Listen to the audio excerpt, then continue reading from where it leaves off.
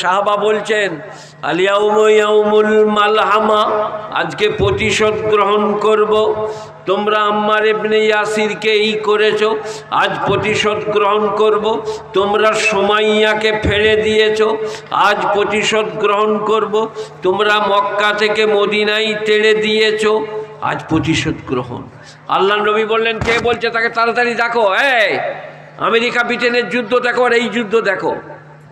বললি ইয়া রাসূলুল্লাহ সাঈদ। বললে খবরদার, বলো আলিয়াউমু ইয়াউমুল মারহামা, আজকে দয়া করার দিন, ক্ষমা করার দিন। যে কাবা ঘরে প্রবেশ করবে তার গায়ে হাত দেওয়া হবে না, যে ওসমানে গনির ঘরে প্রবেশ করবে তার গায়ে হাত দেওয়া হবে না, যে আত্মসমর্পণ করবে তার গায়ে হাত দেওয়া হবে না, কোনো কচি শিশুর গায়ে হাত দেওয়া হবে না, কোনো বৃদ্ধের গায়ে হাত দেওয়া হবে না। তার মানে কাউকে মারা হবে না। এই যুদ্ধ আলাদা যুদ্ধ। এরা খালি হাসপাতালে বোমা ফেলছে বেঈমানরা। গুণীজনেরা, জ্ঞানীজনেরা, বিশ্বনবী দেখিয়ে দিয়ে গেছেন, তার সাহাবারা দেখিয়ে দিয়ে গেছেন। হয়তো উমরে ফারুক যেদিনে আপনার সঙ্গে বিজয়ের জন্যে যাচ্ছেন, সেই দিনে উটের পিঠে তার গোলাম আর তিনি নিচে, সব লোক বাইরে বেরিয়ে এসছে, আমিরুল মোমিনিন দেখব। তখন তিনি দেখিয়ে বলছেন, আমি নই, উনি যিনি হেঁটে হেঁটে যাচ্ছেন উনি হচ্ছেন হজরতে ওমর। ইসলাম গুণীজনেরা, একদিন রাতের বেলায় হয়তো ওমর চক্কর দিচ্ছেন আর এক জায়গা থেকে আওয়াজ এলো, উহ উহ উহ। হয়তো ওমর ঘরকে গেলেন আর স্ত্রী আতেকাকে বললেন, তোমার ভাগ্যে একটা বিরাট নেকি, চলো। দিয়ে যে তাঁবুর ভেতরে ঢুকিয়ে দিলেন। বাচ্চা প্রসব হলো। উনি ভেতর থেকে বললেন, আমিরুল মোমিনিন, খবর দেন আপনার বন্ধুকে, বেটা হয়েছে। তখন ওরা জানতে পারলো, ওরে বাবারে, যিনি লোক ডেকে এনেছেন স্ত্রীকে তিনি আমিরুল মোমিনিন। আমরা ভাবছিলাম এই লোকটাকেই আমির করা দরকার। তখন জানতে পারলো তার নাম ইসলাম। গুণীজনেরা, জ্ঞানীজনেরা, নেই নিষ্ঠবানেরা, আল্লাহওয়ালারা, পাঞ্জেখানা নামাজ পড়ুন, 30টা রমজানের রোজা রাখুন, হজ ফরজ হলে হজ করুন, জাকাত ফরজ হলে জাকাত দেন, দিনদারি পরেজগারির সাথে চলুন। আজ আল্লাহ রেখেছে, কাল রাখবে না। আজ আল্লাহ ক্ষমা করেছে, কালকে ধরবে। তাই ভাইয়েরা, বোনেরা, মায়েরা, আমার জ্ঞানীজনেরা, গুণীজনেরা, নেই নিষ্ঠবানেরা, আল্লাহওয়ালারা, মেহেরবান ভাইয়েরা, জোড়হাত করছি, পাঞ্জেখানা নামাজ পড়ুন, 30টা রোজা রাখুন, স্ত্রীদিকে খুব ভালোবাসুন, অর্ধাঙ্গিনী, প্রেয়সী, জীবন সঙ্গিনী। আসসালামু আলাইকুম, আসুন, বসুন, চা দাও, তোমার শরীর কেমন আছে বলো, তোমার জন্য কি করতে পারি বলো। স্ত্রীদিকে বলুন, আজকেও কাজ হবে, কালকেও কাল হবে। স্ত্রীদের ঋণ শোধ করতে পারবে না। আজকে আমি এসছি, কত রকমের খাবারের বন্দোবস্ত, কোনো বেটা ছেলে, এই আমার অসীম আরও অন্যান্যরা করে না, আমার মায়েরা করেছে, বোনেরা করেছে। মুরগি, দেশি, চাটনি, পোলাও, সাদা ভাত, ডাল, কি খাবে বলছে, কোনটা ভালোবাসে, একটু খাটা দিয়ে মাছ রাঁধা, পোলাওয়ে ভালো লাগবে। সব মায়েদের অবদান। সেই কারণে স্ত্রীদিকে ভালোবাসুন।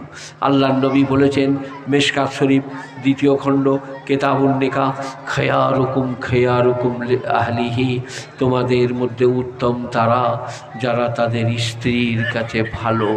যাদের স্ত্রী বলে আমার স্বামীর মতো কেউ নাই, সে লোকটা ভদ্রলোক। কিন্তু চলুন আপনি বাড়িতে জিজ্ঞেস করি, বলে ওরে বাবরে, আমার স্বামী বাগানে হাজি তো প্রচুর গালগালাই করে, বাস হয়ে গেল আপনার জান্নাতে যাওয়া। স্ত্রী যদি সমর্থন করে, স্ত্রী যদি নাম করে, আপনি জান্নাতি। বিশ্বনবী বলেছেন, খেয়ারুকুম লে আহলিহি, তোমাদের মধ্যে উত্তম তারা যাদের স্ত্রীরা বলে আমার স্বামী ভালো। তাই সবাই বলুন, আজকে পাঞ্জেখানা নামাজ পড়বো, 30টা রমজানের রোজা রাখবো, হজ ফরজ হলে হজ করব, জাকাত ফরজ হলে জাকাত দেবো, এরপরে স্ত্রী পুত্র পরিজনের সঙ্গে ভালো ব্যবহার করব। ইসলাম এত বিজ্ঞানসম্মত, এত বিজ্ঞানসম্মত। মসজিদে বসে সুবহানাল্লাহ পড়ার জায়গা নাই, তসবিহ করার নাই, কি নামাজ পড়ে বেরিয়ে পড়ো, হালাল রুজির সন্ধান করো। সাঁইথিয়া থেকে বোলপুর পর্যন্ত এখানকার মাল ওখানে, তার নাম ইসলাম। আমি কোরআন শরীফ থেকে বলবো মায়েদের, বোনেদের, ভাইদের, ইয়া আইয়ুহাল্লাযীনা আমানু ইযা নুদিয়া লিস-সালাতি মিন ইয়াউমিল জুমুআহ, হে ইমানদাররা, জুম্মার দিনে যখন তোমাদিকে নামাজের জন্য ডাকা হয়, ফাসআউ ইলা যিকিরিল্লাহ, তখন তোমরা আল্লাহর জিকিরের জন্য, মানে নামাজের জন্য দৌড়ে আসো। ফাইজা কুদিয়াতিস সালাহ, যখন নামাজ পড়া হয়ে গেল আর মসজিদে বসে থেকো না, আর মসজিদে গড়াগড়ি দিও না।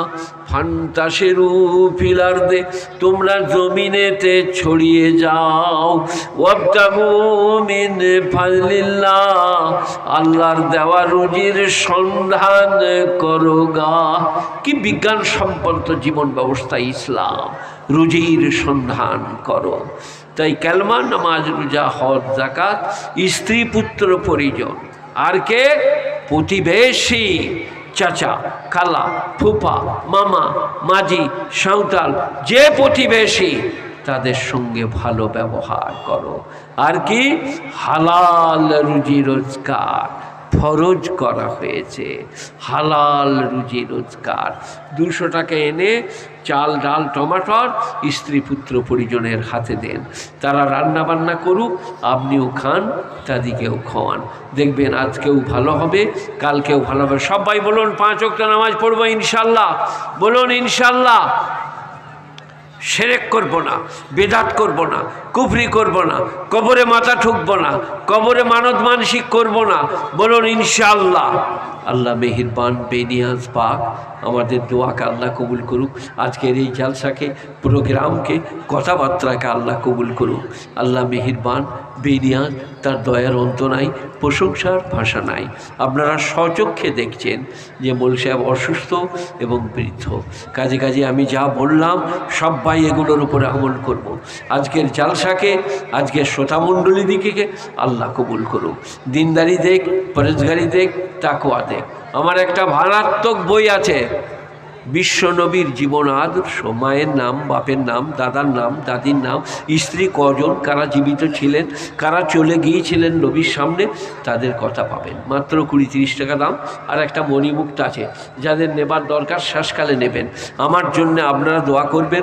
মায়েরা, বোনরা স্বামীদের সঙ্গে ভালো ব্যবহার করুন, আপনার স্ত্রীদের সঙ্গে ভালো ব্যবহার করুন। আল্লাহ মেহেরবান, বেনিয়াজ পাক, তার দয়ার অন্ত নাই, প্রশংসার ভাষা নাই।